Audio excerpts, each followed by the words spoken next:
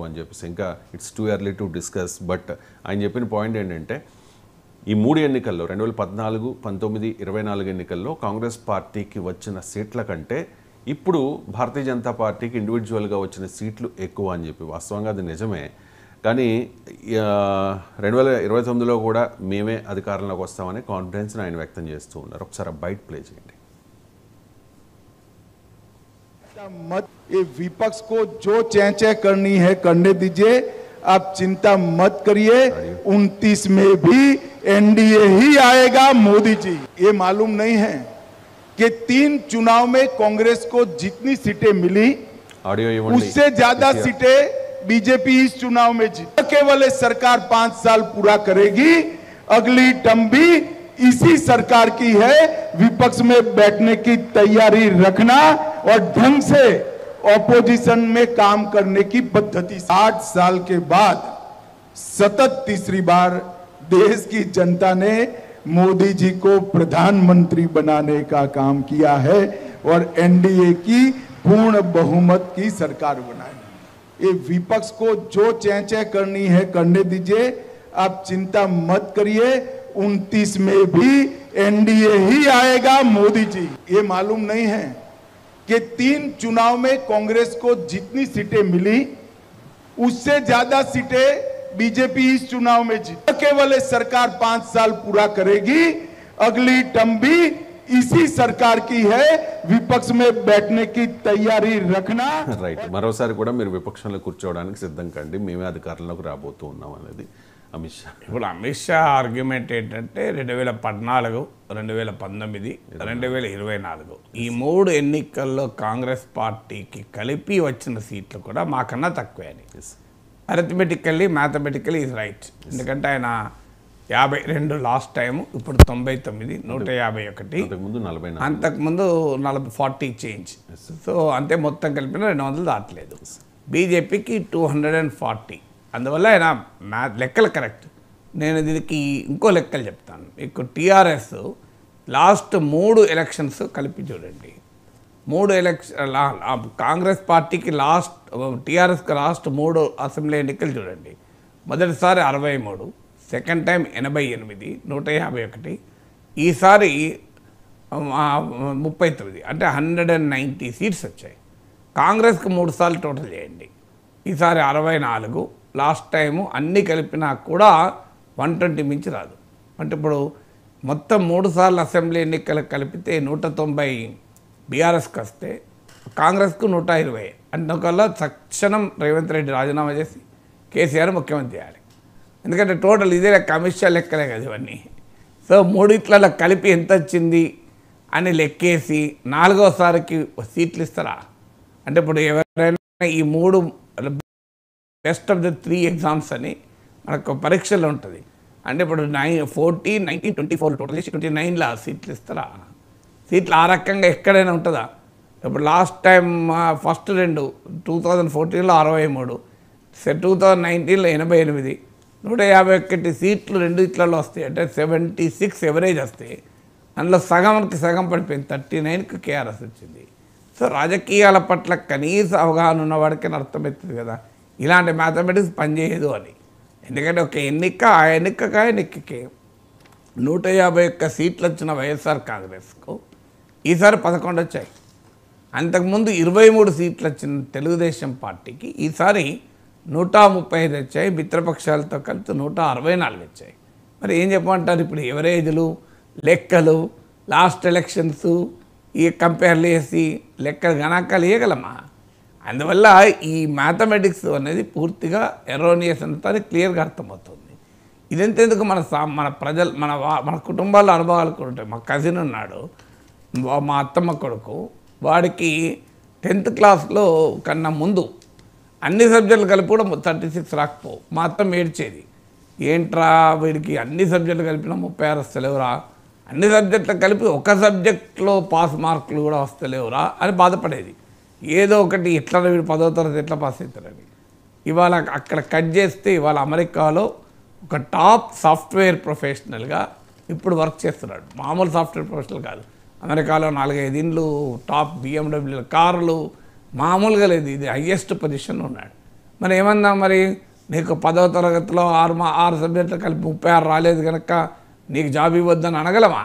మళ్ళీ world's top most companies Bloomberg ఇలాంటి కంపెనీస్లో చాలా హయ్యర్, ఒరాకిల్ ఇలాంటి కంపెనీలో చాలా హయ్యర్ పొజిషన్లో పనిచేశాడు, చేస్తున్నాడు ఇప్పటికీ కూడా. So what does it mean? So మరి దానికి ఆన్సర్ ఏం చెప్తావు? సో అందువల్ల అల్టిమేట్గా 10వ తరగతిలో నీకు ఆ మార్కులు రాలేదు కనుక ఇప్పుడు నీ ఉద్యోగాన్ని కాదని అనగలమా? ప్రాక్టికల్గా ఇలా చాలామంది ఉన్నారు. మా ఫ్రెండు ఇంటర్మీడియట్లో ఫెయిల్ అయ్యాడు, తర్వాత హైదరాబాద్లో వచ్చి బీఎస్సీ చేశాడు, ఎంఎస్సీ ఉస్మానియాలో పిహెచ్డీ చేసి ఇప్పుడు కేంబ్రిడ్జ్ విశ్వవిద్యాలయంలో క్యాన్సర్ రీసెర్చర్గా ఉన్నాడు. నువ్వు ఇంటర్మీడియట్ ఫెయిల్ అయినావు కదా ఆ రోజుల్లో, అందువల్ల నువ్వు దీనికి పనికిరావని అనగలమా? ఇట్లా నేను 100 ఉదాహరణలు చెప్పగలుగుతాను. రామకృష్ణన్ వెంకట్రామన్, ఆయనకు ఐఐటీలో సీట్ రాలేదు, తర్వాత బీఎస్సీ చేశాడు, ఎంఎస్సీ చేశాడు, కెమిస్ట్రీలో నోబెల్ బహుమతి వచ్చింది. నీకు మరి ఐఐటీ సీట్ రాలేదు, నువ్వు పనికిరావు అనగలమా? నోబెల్ బహుమతి వచ్చింది కదా, నోబెల్ ప్రైజ్ కన్నా ఐఐటీ పెద్దదా? సో ఇట్లా 100 ఉదాహరణలు చెప్పచ్చు. అంటే ఒక సచిన్ టెండూల్కర్ లాంటి top most batsmen, Virat Kohli లాంటి వాళ్ళు మీరు ఒక్క మ్యాచ్లో 0 డక్అవుట్ అవుతారు, అని చెప్పి ఇంకో మ్యాచ్లో అద్భుతంగా ఆడతారు. లాస్ట్ 2 మ్యాచ్ల్లో నీకు కలిపితే 10 ఎవరేజే ఉన్నది, అందువల్ల 3వ మ్యాచ్లో కూడా నీకు రావు అని అనగలమా? పాలిటిక్స్ కూడా క్రికెట్ లాంటిదే. సో మరి సచిన్ టెండూల్కర్కు లాస్ట్ 3 మ్యాచ్లు ఎవరైతే తీసి నువ్వు 3 మ్యాచ్ల్లో సరిగా ఆడలే, విరాట్ కోహ్లీకి, రోహిత్ శర్మకి లాస్ట్ 3 మ్యాచ్లు ఎవరైతే తీసి మరి ఇప్పుడు డిసైడ్ చేస్తాం ఆయనకి ఎన్ని రన్స్ వస్తాయని. ఏ మ్యాచ్ ఆ మ్యాచే. లాస్ట్ మ్యాచ్లో డక్అవుట్ కావచ్చు, అంతకు ముందు మ్యాచ్లో 5 రన్లకు అవుట్ కావచ్చు, అంతకు ముందు మ్యాచ్లో 10 రన్లకు అవుట్ కావచ్చు, ఈసారి 250 కొట్టచ్చు. సో మ్యాచ్ కూడా సంబంధం ఉండదు కదా. సో అది ఏ రకమైన లాజిక్కో నాకు నిజంగా అర్థం కావడం లేదు. లాస్ట్ 3 ఎన్నికల్లో కలిపి టోటల్ వేసి అయినా మాకన్నా తక్కువ అని అలా ఉంటుంది రాజకీయం అనేది. రాజకీయాలు అనేది ఎన్నిక ఆయనకి అలా అంటే భారతీయ జనతా పార్టీ అనుభవం ఉంది కదా, ఒకప్పుడు 2 సీట్లు వచ్చాయి, మరి నీకు ఆ రోజు 2 సీట్లు వచ్చాయి అని అందువల్ల ఇప్పుడు తక్కువ ఇస్తామంటే నడుస్తుంది అది. సో అందువల్ల పాలిటిక్స్లో ఇప్పుడు ఉదాహరణకు బీజేపీ ఏమంటుంది తెలంగాణలో 2029లో మేమే అధికారంలోకి వస్తామంటారు. మరి మీకు ఎన్నున్నాయి? 2014లో 5, 2018లో 1, 2023లో 6, 8. అంటే 8 + 1 + 5 14 సీట్సే కదా. మీకు ఎలా అధికారం వస్తే 2029 అంటే ఏమన్సర్ చెప్తారు? ఇప్పుడు అమిత్ షా లెక్కల ప్రకారం బీజేపీకి 2029 ఏమొస్తే చెప్పండి? 14 సీట్సే కదా. 3 ఎన్నికలు కలిపితే 3 ఎన్నికలు కలిపితే కూడా 14 సీట్లే. 3 ఎన్నికలు కలిపితే 14 సీట్లు వచ్చిన పార్టీ 65 సీట్లున్న కాంగ్రెస్ పార్టీని 39 సీట్లు ఓడిపోయిన 39 గెలుచుకున్న బీఆర్ఎస్ను ఓడించి తెలంగాణలో అధికారంలోకి వస్తామంటున్నారు. ఎట్లా వస్తుంది చెప్పండి? ఇక నుంచి భారతీయ జనతా పార్టీ తెలంగాణలో మేము అధికారంలోకి వస్తాం అన్నప్పుడల్లా మనం ఇదే లెక్క చెప్పాలి. మీరు 3 ఎన్నికలు కలిపితే 14 కదా. 2014లో మీకు 5, 2018లో 1, 2023లో 8, మొత్తం కలిపితే 14. ఎట్లా వస్తారు అధికారంలోకి అని మీ అమిత్ షా లెక్కల ప్రకారం మీరు అధికారంలోకి రారు అంటే ఏమైనా అర్థం ఉందా? జనసేన 2019 ఎన్నికల్లో 1 సీటు గెలుచుకుంది, పవన్ కళ్యాణ్ 2 సీట్లలో ఓడిపోయాడు. ఇవాళ అంటే అర్థం ఏంటి? 1 సీటు గెలుచుకున్న పార్టీ వాళ్ళు 21కి 21 100% స్ట్రైక్ రేట్తో వచ్చింది. మా పవన్ కళ్యాణ్ 90,000 మేరతో గెలిచాడు. లాస్ట్ టైం ఓడిపోయిన లోకేష్ 90,000 మేరతో గెలిచాడు. ఎలా సాధ్యమైంది మరి ఇది? సో అంటే ప్రజాస్వామ్యంలో ఎలా సాధ్యమవుతుంది?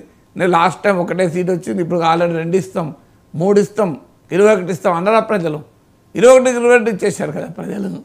సో అందువల్ల ప్రజలు ఇచ్చే తీర్పును మ్యాథమెటిక్స్తో అరిథమెటిక్స్తో కలుస్తామని అమిత్ షా స్థాయిలో రాజకీయ అనుభవం ఉన్న వ్యక్తి మాట్లాడితే ఆయనకు తెలియక కాదు.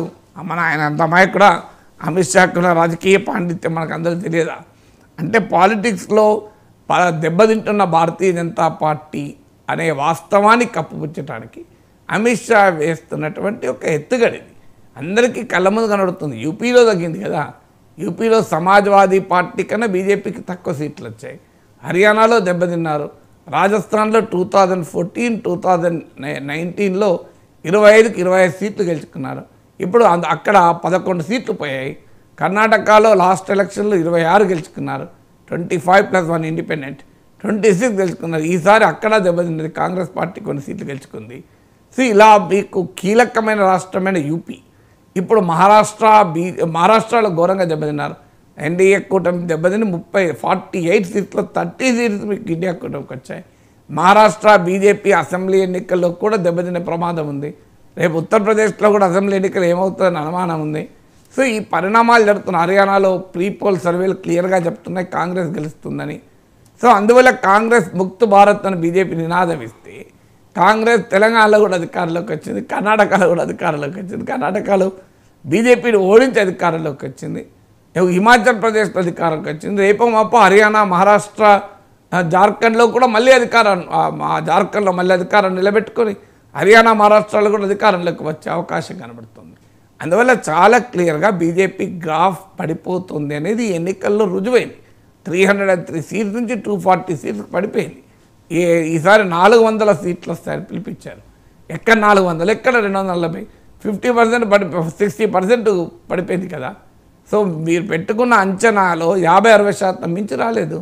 సో ఆ రకమైన దెబ్బతిన్న తర్వాత ఆ దెబ్బతిన్నదన్న వాస్తవం కనబడకుండా ఉండటానికి, గాయం కనబడకుండా బ్యాండేజ్ వేసుకొని దానిపైన పాయింట్ వేసుకొని బయటకు వస్తే కనబడదు గాయం. సో జరిగిన భారీ గాయం కనబడకుండా ఉండటానికి అమిత్ షా వేసుకుంటున్న బ్యాండేజ్ ఇది పొలిటికల్ బ్యాండేజ్, లేదంటే పొలిటికల్ ప్లాస్టిక్ సర్జరీ చేస్తున్నాడు కనబడకుండా ఉండటానికి. బట్ అది ఆగుతుందా? రాజకీయాల్లో మన కళ్ళ ముందు కనబడుతున్న వ్యవహారం ఆగుతుందా? అందువల్ల లాస్ట్ 3 ఎలక్షన్ల టోటల్ వేసి మాకన్నా తక్కువ కనుక 2029 ఇంకో ప్రజలకు ఇవి చేస్తాం. మేము 2024 ఎన్నికల్లో కొన్ని పొరపాటు చేశాం, అవి ఇప్పుడు సరి చేసుకుంటాం. మేము 24లో హిందూ ముస్లిం అనే దానిపైనే మాకు ఓట్లు వస్తే అని ఆశపడ్డాం. కానీ హిందూ ముస్లిం అని ఎంత చెప్పినా జనం మాకు ఓట్లేలే. యూపీలో వేయలే, అయోధ్యలో ఓడిపోయాం, బద్రీనాథ్లో ఓడిపోయాం. దేవుడి పేరిట రాజకీయం చేస్తే గెలవము. ఇప్పుడు ప్రజల జీవన్మరణ సమస్యలపైన ప్రభుత్వాలు ఆలోచించాలి. అందువల్ల ఈ 5 ఏళ్లలో మేము ఉద్యోగాలపైన, ఆర్థిక వృద్ధిపైన, ధరల పెరుగుదలపైన, ఇలాంటి ఎకనామిక్ ఇష్యూస్ పైన కాన్సన్ట్రేట్ చేసి ప్రజల మెప్పు పొంది మేము అధికారంలోకి వస్తాం 2029 అని చెప్పొచ్చు, అభ్యంతరం లేదు. ఎందుకంటే మేము హిందూ, ముస్లిం, ముసల్మాన్, ముజ్రా, మొఘల్, మంగళసూత్ర, మసీద్, మందిర్ ఇవి ఏం చెప్పినా మాకు జనం ఓట్లేలే. సో అందువల్ల ఈ ఎజెండా కరెక్ట్ కాదు, మేము మార్చుకుంటాం. ఇది మొదటిది. సో ఇక నుంచి మేము అలా గెలుస్తాం. 2, మా ఆర్గనైజర్ పత్రికలో ఆర్ఎస్ఎస్ మేధావి అయిన రతన్ శారదా చెప్పినట్లు మేము ఇలా పార్టీలను చీల్చడం తప్పు. మహారాష్ట్రలో ఎన్సీపీని చీల్చాం, శివసేనని చీల్చాం, ఇంకా వేరే పార్టీని చీల్చాం, మా ఆర్ఎస్ఎస్ఏ చెప్పింది. సో అందువల్ల దాన్ని మార్చుకుంటాం. మేము ఇక్కడ నుంచి పార్టీలను చీల్చము, ఫిరాయింపులను ప్రోత్సహించము. అలా క్షేత్రస్థాయిలో మా పార్టీలోనే దీనికి వ్యతిరేకత వచ్చింది రతన్ శారదా చెప్పినట్లు, దాన్ని జాగ్రత్త పడతాం. అందువల్ల నెక్స్ట్ ఎన్నికల్లో అలా జాగ్రత్త పడి 2029లో గెలుస్తాం అని అమిత్ షా చెప్తే మనం అర్థం చేసుకోవచ్చు. లేదు, 3వది ఆర్ఎస్ఎస్ అధినేత మోహన్ భగవత్ చెప్పారు, అన్నీ నాకే తెలుసు, అన్నీ నేనే చేస్తున్నా అనే ధోరణి మా మోడీకి పెరిగింది. మై హూ మోడీ కా గ్యారంటీ, మోడీ హైతో ముమ్కిన్ హై, మోడీ అంటూ మోడీ అని తిరిగాం. మా ఆర్ఎస్ఎస్ అధినేత మోహన్ భగవత్ కరెక్ట్గా చెప్పాడు, మాకు ఇలా కాదు, మీరు వ్యక్తి చుట్టూ రాజకీయాలు చేయకూడదు, సో అన్నీ నేనే చేసినా చెప్పుకోకూడదు, హ్యూమిలిటీ ఉండాలి స్వయం సేవకులకు. మా మోడీ, నేను కూడా స్వయం సేవకుని, అందువల్ల మా ఆర్ఎస్ఎస్ చెప్పిన దాన్ని మేము వేదంగా భావిస్తాం. అందువల్ల మా మోడీ తన వైఖరి మార్చుకొని అంతా తానే అని చెప్పుకోడు, పార్టీని గౌరవిస్తాడు, ప్రజల్ని గౌరవిస్తాడు, ప్రతిపక్షాలు గౌరవిస్తాడు. మా ఆర్ఎస్ఎస్ అధినేత మోహన్ భగవత్ కూడా చెప్పాడు, ప్రతిపక్షాలు శత్రువులు కాదు, ప్రత్యర్థులు మాత్రమే. అందువల్ల ఆర్ఎస్ఎస్ అధినేత మోహన్ భగవత్ చెప్పింది మాకు శిరసాహించుతాం. ఆ రకంగా మారిన మోడీతో మేము ఎన్నికల్లో గెలుస్తాం అని చెప్పొచ్చు. ఇది 3వ పద్ధతి. 4వ పద్ధతి ఏంటి? మేము రాజకీయాల్లో మమ్మల్ని వ్యతిరేకిస్తే ఈడీని, సిబిఐని పంపిస్తాం, మమ్మల్ని వ్యతిరేకించిన జర్నలిస్టులపైన రాజద్రోహ నేరం పెడతాం, మమ్మల్ని వ్యతిరేకిస్తే వారిని తీవ్రవాద కార్యకలాపాల వ్యతిరేక చట్టం కింద జర్నలిస్ట్ అయితే లోపలేస్తాం, మేము ఎవరిని మాట్లాడనీయం, ఎవరిపైనైనా చర్యలు తీసుకుంటాం అని ఇలాంటివన్నీ చేసాం. కానీ అది ప్రజలు అంగీకరించడం లేదు. ప్రజలు ప్రజాస్వామ్యవాదాన్ని కోరుకుంటున్నారు, ప్రజలు ఫెడరలిజాన్ని కోరుకుంటున్నారు, ప్రజలు సెక్యులరిజాన్ని కోరుకుంటారు. అందువల్ల మేము ఈ రాజ్యాంగ విలువలకు కట్టుబడి ఉంటాం, ఇక నుంచి మేము ఇవన్నీ చెయ్యం. ఆ రకంగా మళ్ళీ ప్రజల విశ్వాసాన్ని చూరగని మేము 2029లో గెలుస్తాం అని చెప్పడం వల్ల కనీసం కరెక్టే కదా. సో బీజేపీ తన పొరపాట్లను సరిచేసుకుంది కదా. మళ్ళీ 2029 అధికారంలోకి వస్తుంది. బీజేపీ ఓడిపోయింది కానీ దెబ్బతినలేదు కదా, దెబ్బతిన్నది కానీ ఓడిపోలే కదా. బీజేపీ ఇప్పుడు అధికారంలో ఉంది. ఇవేముంది, తను తప్పుడు అర్థం చేసుకుని సరి చేసుకుంటే మళ్ళీ పైకి వస్తుంది. నిజమే కదా. ఇప్పుడు మిగతా పార్టీల కన్నా కూడా బీజేపీకి అవకాశం ఎక్కువ ఉంటుంది. ఎందుకంటే ఆల్రెడీ బలంగా ఉన్నది. కేవలం కొన్ని తప్పుల వల్ల కొంత బలం తగ్గింది. ఆ తప్పులు కనుక మళ్ళీ సరి చేసుకున్నారనుకోండి మళ్ళీ ఉంటుంది. కొంత ఈ మధ్య పండుగలు అయ్యాయి, పెళ్ళిళ్ళు అయ్యాయి, ఫంక్షన్లు అయ్యాయి కనుక స్వీట్లు ఎక్కువ తిన్న వరకు HbA1c కాస్త పెరిగింది, షుగర్ లెవెల్. కొంత టాబ్లెట్ వాడతా, మళ్ళీ టాబ్లెట్లు కూడా వాడా, నేను వెంటనే కొంత జిమ్ ఎక్సర్సైజ్ చేస్తా, ఆహార అలవాట్లు మార్చుకుంటా అంటే తగ్గుతుంది. ఏముంది, మిగతా వాళ్ళకన్నా ఆల్రెడీ డయాబెటీస్ ఇన్సులిన్ ఎక్కించుకునే వాడు తగ్గదు. కానీ వీళ్ళకేం తగ్గదు, ఏదో కొద్ది ఆహార నియమాలు పక్కకు తప్పడం వల్ల, ఎక్సర్సైజ్ చేయకపోవడం వల్ల పెరిగింది. అది మళ్ళీ కంట్రోల్. అందువల్ల బీజేపీకి ఎక్కువ అవకాశం ఉంటుంది తప్పులు సరి చేసుకుంటే మళ్ళీ రావటానికి. సో కానీ ఆ ధోరణి లేదు కదా. ఆ ధోరణి వదిలేదు. 2014లో, 19లో, 24లో మూడిట్ల టోట్లేసి 2029 డిసైడ్ చేస్తామంటే మన తెలంగాణలో బీజేపీ జీవితంలో శాశ్వతంగా అధికారంలోకి రాదు. దానికి సిద్ధమా? తెలంగాణ బీజేపీ నాయకులు అంగీకరిస్తారు అమిత్ షా చెప్పిన లెక్కల సిద్ధాంతాన్ని? దానికి ఆన్సర్ ఉండాలి కదా. అందువల్ల లెక్కల సిద్ధాంతం కాదు, రాజకీయ వైఖరులు మార్చుకోవాలి. ఎక్కడ పొరపాటు జరిగాయనేది అనేక ఎన్నికల స్టడీస్ చెప్తున్నాయి కదా. Let the BJP learn from the studies. నేర్చుకుంటే బాగా బయటపడతారు. కాంగ్రెస్ నేర్చుకుంది కనుక 52 నుంచి 99 అయ్యారు కదా. ఇలా రాహుల్ గాంధీ లీడర్ ఆఫ్ అపోజిషన్గా చాలా పవర్ఫుల్ పాత్ర ఎలా పోషించగలుగుతున్నాడు? నేర్చుకున్నాడు కనుకనే పోషించగలుగుతున్నాడు. ఎవరైనా నేర్చుకుంటే ఏముంది దానికి. సో ఇంకా భావోద్వేగ రాజకీయాలు ఎల్లకాలం పనిచేయవు. ఎమోషనల్ పాలిటిక్స్, ఇంకా చైనా పేరు చెప్పి, పాకిస్తాన్ పేరు చెప్పి, రాముని పేరు చెప్పి, కృష్ణుని పేరు చెప్పి ఓట్లు ఎప్పుడూ రావు. కొన్నిసార్లు అయినా కనీసం ప్రజలు ఉద్యోగాలు, ధరలు, వీటి గురించి ఆలోచిస్తారు. వాటిని అడ్రస్ చేయండి. సో వాటిని అడ్రస్ చేస్తే సమస్య పోతుంది కదా. సో అందువల్ల ఎన్నికలకు ముందో చైనాని తిడతాం, ఎన్నికల తర్వాత మళ్ళీ చైనా పెట్టుబడులు పెద్ద ఎత్తున ఆకర్షించాలని చెప్పి ఎకనామిక్ సర్వేలు చెప్పుకుంటాం. ఈ డూప్లిసిటీ అనేది ప్రజలు అర్థం చేసుకుంటారు. క్లియర్గా ఎన్నికల కొరకే, ప్రజల భావోద్వేగాలు రెచ్చగొట్టి ఓట్ల కొరకే చైనాకు వ్యతిరేకంగా మాట్లాడతారు. ఎన్నికలు అయిపోయిన వెంటనే వచ్చిన మొదటి బడ్జెట్ ఎకనామిక్ సర్వేలోనే చైనా నుంచి పెద్ద ఎత్తున FDIని ఆకర్షించాలని చెప్తారు. సో జనం అది చూడడానికి కళ్ళ ముందు కనబడుతున్నది కదా. జనానికి అర్థం కాకపోతే చెప్పేటోడు మాలాంటోడు ఉంటాడు కదా ఎప్పుడైనా. సో అందువల్ల అల్టిమేట్గా రాజకీయాలు మారితే 2029 గెలుస్తారు. అది కూడా నేను ఏదో నాగేశ్వర్ చెప్పింది పాటించమని అంటలేను. RSS చెప్పింది పాటించండి, మోహన్ భగవత్ గారు చెప్పింది పాటించండి, రతన్ శారదా గారు రాసింది చదవండి. ఆర్గనైజర్ పత్రికలో చాలా డీటెయిల్గా బీజేపీ ఎందుకు ఓడిపోయారో రాశాడు. So is a very good author, మంచి నాలెడ్జబుల్ పర్సన్. నేను కూడా రిపబ్లిక్ టీవీ డిబేట్లో 2 రోజులు కలిసి ఆయనతో, అందువల్ల నాకు కూడా పర్సనల్గా తెలుసు. సో ఆ రతన్ శారదా చెప్పింది ఫాలో కండి, మారుతారు కదా. అది మార్చుకోండి. కానీ ఈ లెక్కలేసి 29 వస్తామంటే అంతకన్నా ఆశ్చర్యంగా ఏముంటుంది.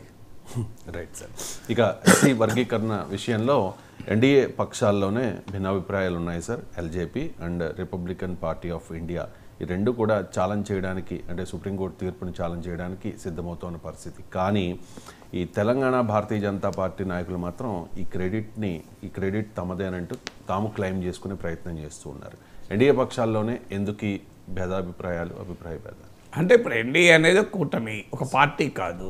ఒక కూటమిలో ఉన్న పార్టీలకు భిన్నమైన అభిప్రాయాలు ఉండవచ్చు కదా, అదేమీ నేరం కాదు. ఎందుకంటే అయితే సమస్య ఏంటంటే భిన్నమైన అభిప్రాయాలు ఉండడం వేరు, కూటమి వైఖరి ఏంటి అనేది ముఖ్యం. సో బీజేపీకి ఒక వైఖరి, LJPకి ఒక వైఖరి, లేదా రిపబ్లికన్ పార్టీకి ఒక వైఖరి ఉండడం తప్పు కాదు. ఎందుకంటే కూటమి అంటేనే ఆ పద్ధతి. ఇప్పుడు మీకు ఇండియా కూటమిలో లేదా DMK నాయకుడు సనాతన ధర్మం పైన వివాదాస్పద వ్యాఖ్యలు చేశారు, కాంగ్రెస్ దాన్ని అంగీకరించలేదు. సో ఇలా కొన్ని అంశాలపైన భిన్నమైన వ్యాఖ్యలు ఉంటాయి రాజకీయాల్లో. అన్ని 2-4 పార్టీలు కలిసి కూటమిగా ఏర్పడినప్పుడు 4 పార్టీలకు ఒకే విధానం ఉండదు. ఇప్పుడు ముస్లింలో వెనుకబడిన వర్గాలకు రిజర్వేషన్లు ఇవ్వడానికి బీజేపీ వ్యతిరేకం, తెలుగుదేశం ఇది సామాజిక న్యాయం అన్నది, బీజేపీ దీన్ని సంతుష్టీకరణ రాజకీయం అన్నది, విశాఖ స్టీల్ ప్లాంట్ ప్రైవేటీకరణ టీడీపీ జనసేన వద్దంటోంది, బీజేపీ మేము ససేమిరా ముమ్మాటికి ప్రైవేటీకరించి తీరుతామంటున్నారు. ఇలా క్యాస్ట్ సెన్సెస్ JDU నాయకుడు నితీష్ కుమార్ కుల జనగణన జరపాలంటున్నాడు, బీజేపీ దాన్ని వ్యతిరేకిస్తోంది. ఇలా వివిధ అంశాలపైన విత్ ఇన్ ది కూటమి డిఫరెన్సెస్ ఉంటాయి. ఉండడం ఏమీ ఆశ్చర్యము లేదు, నేరము కాదు. That is part of the democratic process.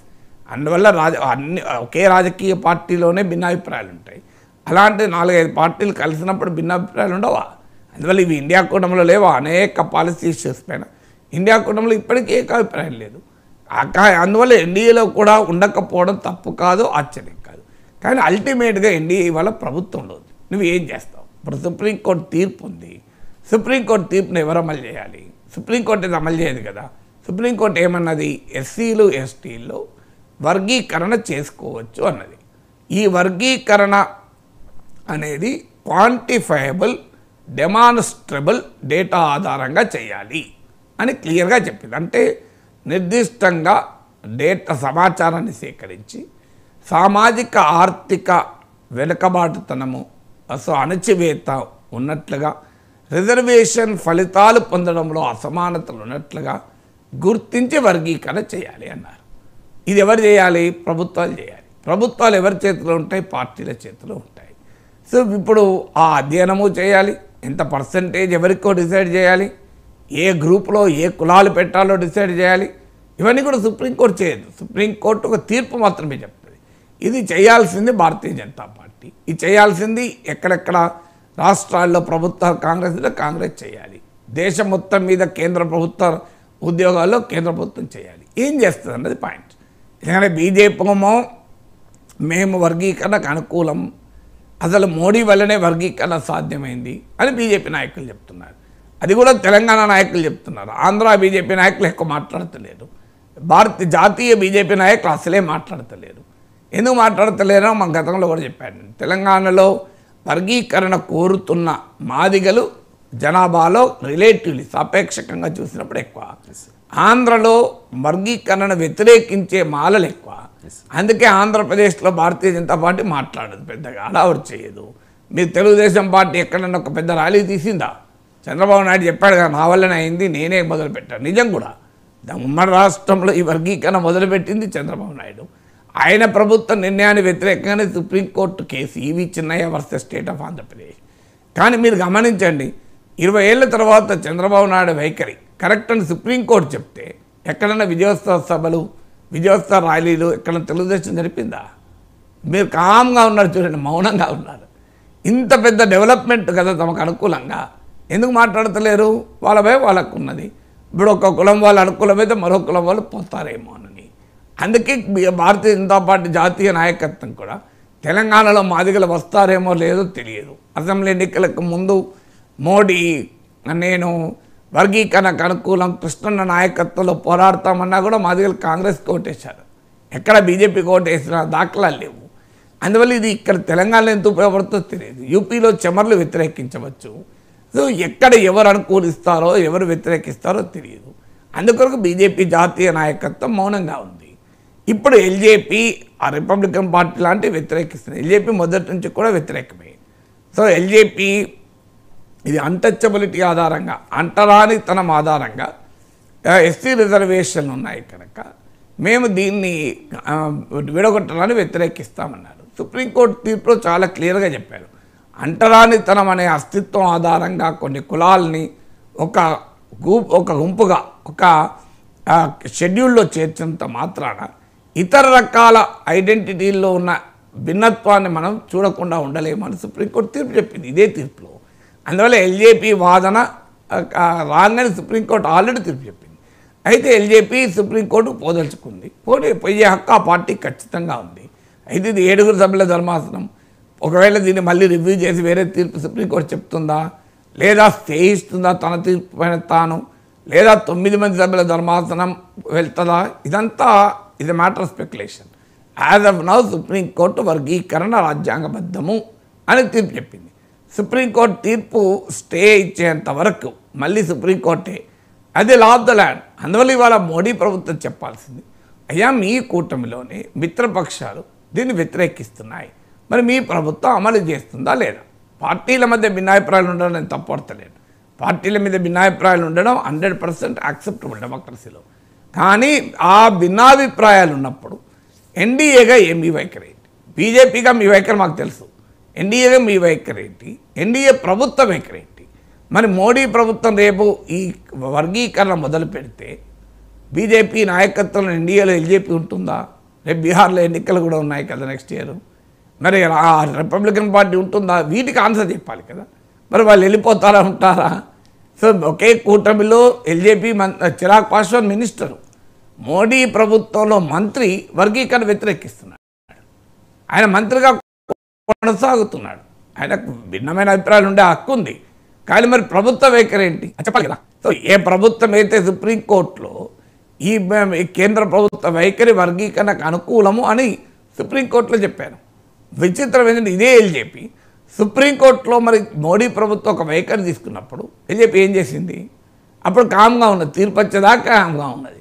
నేను ఇది తెలియదా? మరి కేంద్ర కేబినెట్లో చిరాగ్ పాస్వాన్ ఉన్నాడు కదా. కేంద్ర కేబినెట్లో నిర్ణయించే ప్రభుత్వం సుప్రీంకోర్టులో స్టాండ్ తీసుకుంటుంది కదా. సుప్రీంకోర్టులో వర్గీకరణకు అనుకూలంగా కేంద్రం స్టాండ్ తీసుకున్నప్పుడు మరి కేంద్ర కేబినెట్లో ఉన్న ఎల్జేపీ ఏం చేసింది? అందువల్ల ఇదంతా వారి సపోర్ట్ బేస్కు కాటరేయటానికి ఆడుతున్న పొలిటికల్ డ్రామా. సో ఎల్జేపీకి నిజంగానే కమిట్మెంట్ ఉంటే వర్గీకరణ వ్యతిరేకించాలని. ఇప్పుడు మా వ్యవసాయ చట్టాలు ఉంది, అకాలీదళ్ మొదట్లో క్యాబినెట్లో దాన్ని సమర్థించిన ప్రజల్లో వ్యతిరేకత వచ్చేవారు బయటకు వచ్చారు. మరి ఎల్జేపీ బయటకు వస్తుందా ఇప్పుడు ఈ అంశం పైన? ఎందుకంటే మోడీ ప్రభుత్వమే వర్గీకరణకు అనుకూలంగా సుప్రీంకోర్టులో స్టాండ్ తీసుకొని మోడీ ప్రభుత్వంలో ఒక మంత్రి పోయి మళ్ళీ సుప్రీంకోర్టులో కౌంటర్ చేస్తారట. ఇది ఎలా సాధ్యం చెప్పండి? మీకు కౌంటర్ చేసే హక్కు ఉంది, అలాంటప్పుడు క్యాబినెట్లో ఉండకు. దాని లేదు, క్యాబినెట్లో నువ్వు కొనసాగుతూ క్యాబినెట్లో కొనసాగుతూ ఏ కేంద్ర ప్రభుత్వం సుప్రీంకోర్టులో తీసుకున్న స్టాండ్కు వ్యతిరేకంగా ఎలా నువ్వు వెళ్ళి సుప్రీంకోర్టుకు వెళ్తావు? దానికి ఆన్సర్ ఉండాలి కదా. అందువల్ల మొదలు తేల్చాల్సింది ఎన్డీఏ.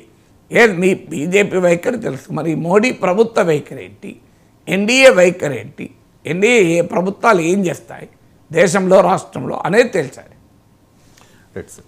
లోక్సభ ఎన్నికలు పూర్తయిన దగ్గర నుంచి రకరకాల వార్తలు వస్తూ ఉన్నాయి సార్. తెలంగాణ భారతీయ జనతా పార్టీ అధ్యక్షుడిగా వీరుంటారు వారుంటారు అని చెప్పేసి ముఖ్యంగా ఈటెల రాజేందర్ పేరు వినిపిస్తోంది, డీకే అరుణ్ పేరు కూడా వినిపిస్తున్న పరిస్థితి. కానీ ఇప్పటికీ కూడా బీజేపీ సెంట్రల్ లీడర్షిప్ ఆ నిర్ణయాన్ని అంటే ఒక డెసిషన్ తీసుకోలేకపోతుంది. దానికి గల కారణం ఏంటి? దానికి గల కారణం ఏంటంటే వాస్తవంగా డెసిషన్ తీసుకోవాలి మీరు అన్నట్లు. ఎందుకంటే కిషన్ రెడ్డి కేంద్ర మంత్రిగా ఆయన తర్వాత ఆయనకంత సమయము వెసులుబాటు ఇవ్వలేడు. అందులో ఇప్పుడు ఆయన జమ్మూ కాశ్మీర్ ఎన్నికల ఇన్ఛార్జ్ కూడా భారతీయ జనతా పార్టీకి. సో ఆయన అటు కేంద్ర మంత్రి పదవి, ఇటు జమ్మూ కాశ్మీర్ ఇన్ఛార్జ్ రెండూ ఉన్నాయి. జమ్మూ కాశ్మీర్లో అసెంబ్లీ ఎన్నికలు రాబోతున్నాయి కనుక సో ఆయన తెలంగాణ పార్టీకి ఎంత కేటాయిస్తాడు సమయం అనేది క్వశ్చన్ మార్కే. రెండవది మీకు రాబోయే కాలంలో స్థానిక ఎన్నికలు అక్టోబర్లో, పార్లమెంట్ ఎన్నికల్లో 35% ఓటింగ్ బీజేపీకి వచ్చింది, అసెంబ్లీ ఎన్నికల్లో 14% వచ్చింది. ఇప్పుడు ఆ 35 నిలబడుతుందా, 14 నిలబడుతుందా, లేదా మధ్య లెక్కన ఆగుతుందా?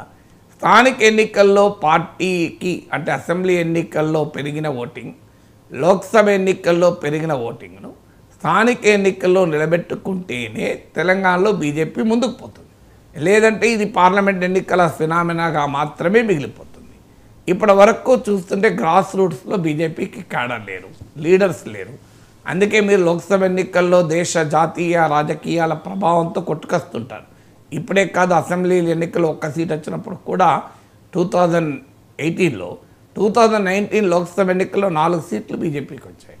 అందువల్ల పార్లమెంట్ ఎన్నికల ఫినామినా వేరు, లోకల్ బాడీస్ వేరు. లోకల్ బాడీస్ అంటే స్థానికంగా సర్పంచులుగా, ఎంపీటీసీలుగా, జడ్పీటీసీలుగా రాజకీయ పలుకుబడి ఉన్నటువంటి స్థానిక రాజకీయ నేతలు కావాలి. బీజేపీ ఆశించింది ఏంటంటే ఇతర పార్టీ నుంచి ముఖ్యంగా బీఆర్ఎస్ నుంచి ఓటు ట్రాన్స్ఫర్ అయినట్లే నాయకులంతా వచ్చేస్తారు. అందులో కాంగ్రెస్లకు వెళ్ళగలిగే వాళ్ళు కాంగ్రెస్కి వెళ్తారు, బీజేపీకి కాంగ్రెస్లో వెళ్ళలేని వారు బీజేపీకి వస్తారు అని భావించారు. ఆ ప్రక్రియ ఇప్పటి వరకు జరగడం లేదు. కాంగ్రెస్లోకే వెళ్ళడం లేదు. ఉన్నది 10 మంది వెళ్ళారు, ఆగింది.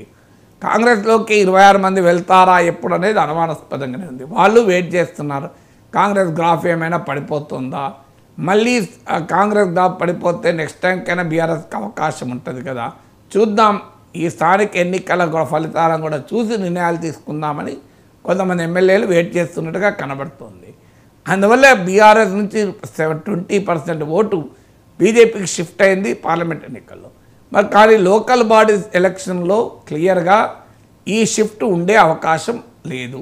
అందువల్ల బీఆర్ఎస్ కనుక మళ్ళీ నిలదొక్కుంటే కాంగ్రెస్ పార్టీ కన్నా ఎక్కువ స్థానాలు తెచ్చుకోవడం పక్కకు పెట్టు, బీజేపీ కన్నా లోకల్ బాడీస్లో బెటర్ పర్ఫార్మెన్స్ కనుక బీఆర్ఎస్ చూపగలిగితే బీజేపీకి ఇప్పటిదాకా వచ్చిన అడ్వాంటేజ్ కాస్త పోతుంది.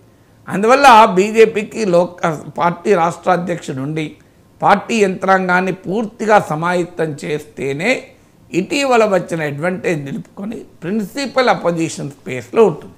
అందువల్ల స్థానిక ఎన్నికలు బీఆర్ఎస్కు చాలా కీలకం, బీజేపీకి కూడా చాలా కీలకం. బీజేపీకి ఆధిక్యత నిలుపుకోవడానికి కీలకం, బీఆర్ఎస్ అస్తిత్వం నిలుపుకోవడానికి కీలకం. అందువల్ల ఇప్పటి వరకు ట్రెండ్ చూస్తుంటే బీఆర్ఎస్ ఉన్నంత చురుగ్గా బీజేపీ లేదు. పోనీ పబ్లిక్ ఇష్యూస్ పైన ఇటీవల అసెంబ్లీలో చూసిన బీజేపీ ఎమ్మెల్యేల పర్ఫార్మెన్స్తో పోలిస్తే బీఆర్ఎస్ ఎమ్మెల్యేలు చాలా బెటర్గా బీఆర్ఎస్ పక్షం పర్ఫామ్ చేసింది. అయితే బీఆర్ఎస్కు 38లో 10 మంది పోతే 28 ఉంది. కాంగ్రెస్ బీజేపీకి 8 మందే ఉన్నారు కదా అని 28-8తో సంబంధం లేదు. ఎందుకంటే సభలో ఉండేది స్ట్రెంత్ ఒకటే నిర్ణయించదు. సభలో ఇప్పుడు అక్బరుద్దీన్ ఎంఐఎం 7 ఉన్నారు, కానీ అక్బరుద్దీన్ ఓవైసీ రోజు మీడియాలో ఎందుకు వస్తారు? ఇప్పుడు ఒక్కరున్నప్పుడు కూడా కమ్యూనిస్ట్ సభ్యులు నోము నరసింహయ్య ఇలాంటి వాళ్ళు, ఒక్కరిద్దరు ఉండి కూడా నర్రా రాఘవరెడ్డి లాంటి వాళ్ళు, జైపాల్ రెడ్డి లాంటి వాళ్ళు, వెంకయ్యనాయుడు లాంటి వాళ్ళు అసెంబ్లీని అడలెత్తించలేదా? అందువల్ల కానీ ఆ లెజిస్లేటివ్ పర్ఫార్మెన్స్లో కూడా బీఆర్ఎస్తో బీజేపీ పోటీ పడలేకపోయింది. సో ఎమ్మెల్యేల మధ్యనే కోఆర్డినేషన్ లేదు. మీకు ఉదాహరణకు రైతు రుణమాఫీ పైన మీటింగ్ పెడితే 4 ఎమ్మెల్యేలు పోయారు, 4 వెళ్ళలేదు. ఈ 4 పార్టీ రాష్ట్ర కమిటీ డిసిషన్ మేరకు వెళ్ళారో లేదో తెలియదు, ఎందుకు వెళ్ళారో తెలియదు. సో ఇంత గందరగోళం ఉంది. దీనికి తోడు పార్టీ రాష్ట్ర నాయకుల్లో భారీగా విభేదాలు. సో ఇప్పుడు అధ్యక్షుడిగా ప్రతి ఒక్కరూ మేమే అధ్యక్షుడు కావాలంటారు. సో అందువల్ల ఇవన్నీ సెట్ చేయాలంటే పార్టీకి అధ్యక్షుడు అవసరం. కానీ అవసరం ఎంత ఉందో ప్రాబ్లం కూడా అంతే ఉంది. ఎవరిని పెట్టాలనేటప్పుడు మొదటి సమస్య ఏమొస్తుంది, మొదటి నుంచి party organisation, party ideology, party నేపథ్యము, నా పార్టీ కార్యకర్తలతో ఉండే ఎమోషనల్ అటాచ్మెంటు ప్రాతిపదికగా ఎంపిక చేయాలా. అలా ఎంపిక చేస్తే తప్ప పార్టీ ఆ లైఫ్ మళ్ళీ రాదు. బండి సంజయ్ని డ్రాప్ చేస్తే తప్పు చేశాం అన్నది బీజేపీలో ఒక ఆర్గ్యుమెంట్. ముఖ్యంగా ఆర్ఎస్ఎస్ ఇదే ఆర్గ్యుమెంట్ చెప్తోంది.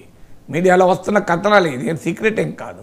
అదే జరిగితే రామచంద్రరావు బీజేపీ మాజీ ఎమ్మెల్సీ, అలాగే మనోహర్ రెడ్డి పేర్లు కూడా వినబడ్డాయి. కానీ రామచంద్రరావు ఫ్రంట్ లైన్లో ఉంటాడు, సాంబమూర్తి పేరు కూడా వినబడ్డది. బట్ వీళ్ళందరితో పోలిస్తే రామచంద్రరావు మొదటి రేస్లో మొదట్లో ఉంటాడు. ఇలా కాదు, బయట నుంచి వచ్చిన వారు పాత వారు అనే సంబంధం లేదు అని పెట్టాలనుకుంటే ఈటల రాజేందర్ వస్తారు. ఈటల రాజేందర్ను పార్టీ అధ్యక్షుడు చేయాలి అని అమిత్ షా లాంటి వాళ్ళు గట్టిగా భావిస్తున్నారు అని ఒక ప్రచారం ఉంది. ఈ ప్రచారం ఉన్న సమయంలో ఏకంగా బండి సంజయ్ని అమిత్ షా తన దగ్గరే సహాయ మంత్రిగా నియమించుకున్నాడు. దీంతో ఈ థీరీ ఒక్కసారి పటామించలేదు. ఇప్పటిదాకా థీరీ ఏంటి అంటే బండి సంజయ్ అంటే అమిత్ షాకి ఇష్టం లేదు, అమిత్ షాకి ఈటల రాజేందర్ అంటే ఇష్టం, అందువల్ల ఈటల రాజేందర్ను పార్టీ అధ్యక్షుడు చేస్తాడు అమిత్ షా అని ఒక ప్రచారం భారీ ఎత్తున జరిగింది. నిజమే, అమిత్ షాకు రాజేందర్ వల్ల కొంత సానుకూలత ఉండొచ్చు, కానీ that doesn't mean Bandi Sanjay మీద వ్యతిరేకతని కాదు. అంచనాలలో డిఫరెంట్ అంచనాలు ఉంటాయి. ఈటల రాజేందర్ పార్టీకి పెద్ద అసెట్ అని అమిత్ షా నమ్మచ్చు, తప్పేం లేదు కదా. That doesn't mean Bandi Sanjay waste అని కాదు కదా. సో వెంటనే మంత్రివర్గ కూర్పులో బండి సంజయ్ని తీసుకొచ్చి తన దగ్గరే సహాయ మంత్రిగా పెట్టారు. అంత ప్రియారిటీ అమిత్ షా ఇచ్చాడు. దాంతో ఇప్పుడు ఈటల రాజేందర్ అభ్యర్థిత్వాన్ని ఆర్ఎస్ఎస్ వ్యతిరేకిస్తుందని కూడా ఒక ప్రచారం ఉంది. వీళ్ళిద్దరే కాకుండా ధర్మపుర అరవింద్, డికే అరుణ, రఘునందన్ రావు ఇలాంటి వాళ్ళు అనేక మంది పోటీలో ఉన్నారు. దీనిలో సామాజిక కోణం ఉంది. ఎవరిని పెట్టాలి? ఎందుకంటే బీసీని ముఖ్యమంత్రి చేస్తామని చెప్పి ఇప్పుడు పార్టీ అధ్యక్షుడిగా కూడా బీసీని చేయకపోతే ఎలాంటి మెసేజ్ పోతుంది అనేది ఇంకో సమస్య ఉంది. ఇవన్నీ తెలుసుకోలేకపోతున్నారు కనుకనే రాష్ట్ర అధ్యక్షుడు నియమించడం లేదు. దానికన్నా అన్నిటికన్నా, ఎందుకంటే స్టేటస్ కో ఉంటే ఎవరు అడగరు. కిషన్ రెడ్డిని కులం చూడరు, కిషన్ రెడ్డిని ఇంకో వర్గం చూడరు కదా. కిషన్ రెడ్డే కదా. అందువల్ల ఆయన కొనసాగితే కొంతకాలం కనీసం ఊపిరి పీల్చుకోవచ్చు అనే యాంగిల్లో బీజేపీ